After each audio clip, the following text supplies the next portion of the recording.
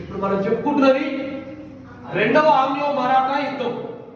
Okay, రెండవ Anglo Maratha యుద్ధం 1803 నుంచి 1805 మధ్యన జరిగింది. ఓకే, రెండవ ఆంగ్లో మరాఠా యుద్ధం ఏ గవర్నర్ జనరల్ కాలంలో జరిగిందంటే లార్డ్ వెల్లస్లీ. ఎవరైనా లార్డ్ వెల్లస్లీ కాలంలో జరిగింది. సో అప్పుడు జరిగిన స్టోరీ ఏంటంటే అప్పటి పీష్వా రెండవ మాధవరావు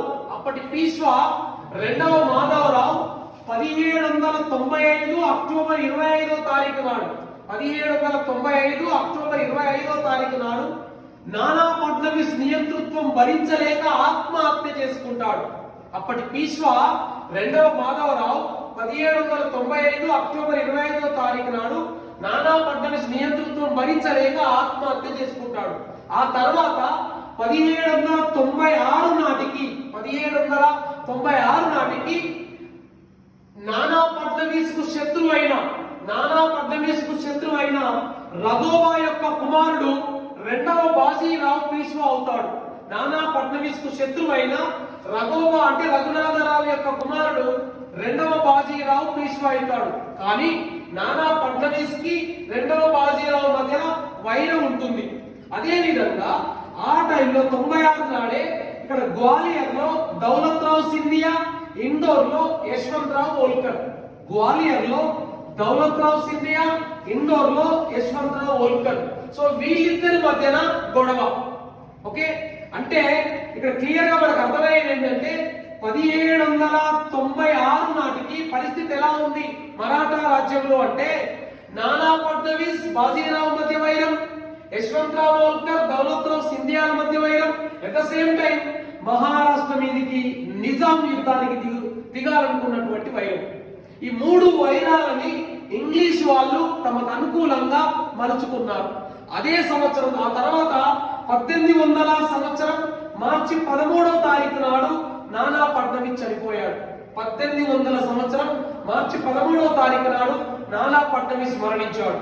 నానా ఫడ్నవీస్ మరణించగానే నానా ఫడ్నవీస్ యొక్క స్థానం కోసం యశ్వంతరావు హోల్కర్ అండ్ దౌలత్ రావు సింధియా వీళ్ళిద్దరు నానా ఫడ్నవీస్ స్థానం కోసం పోటీ పడుతున్నారు.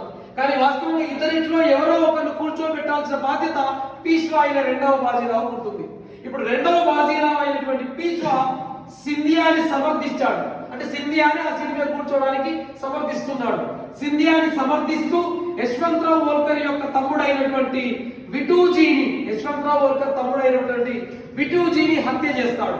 దానికి యశ్వంతరావు హోల్కర్ ఆగ్రహించి బాజీరావు సింధియా యొక్క ఉమ్మడి సైన్యం మీదకి ఆయన దండయాత్రకు వస్తాడు. దండయాత్రకు వచ్చి ఈ ఇద్దరు ఉమ్మడి సైన్యాన్ని యశ్వంతరావు హోల్కర్ ఓడించేస్తాడు. ఓడించి పూనా ప్రాంతాన్ని ఆక్రమించుకుంటాడు యశ్వంతరావు హోల్కర్. పూనా ప్రాంతాన్ని ఆక్రమించగానే వెంటనే బాజీరావు బసైన్ అనే ప్రాంతానికి పారిపోయి ఇంగ్లీష్ వాళ్ళ శరణు కోరుతాడు.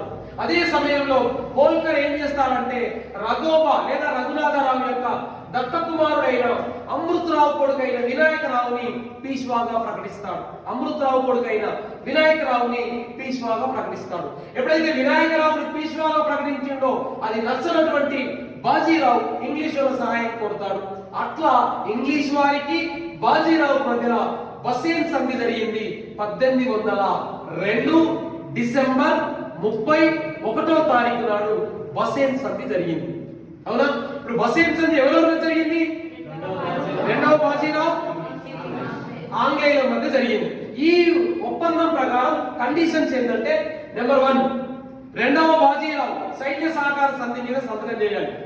ఓకే, నెక్స్ట్ రెండవది 6000 తుపాకీ దళంతో రెండవ బాజీరావుకి ఆంగ్లేయులు సహాయం చేస్తారు. 6000 తుపాకీ దళంతో రెండవ బాజీరావుకి ఆంగ్లేయులు సహాయం చేస్తారు. ఆ తర్వాత ఖర్చు కోసం సంవత్సరానికి 26 లక్షల రూపాయలు ఆంగ్లేయులకి భూమి ఇవ్వాలి. ఎవరు ఇవ్వాలి? బాజీరావు ఇవ్వాలి. సో అట్లా ముఖ్యమైన కండిషన్ చేస్తారు.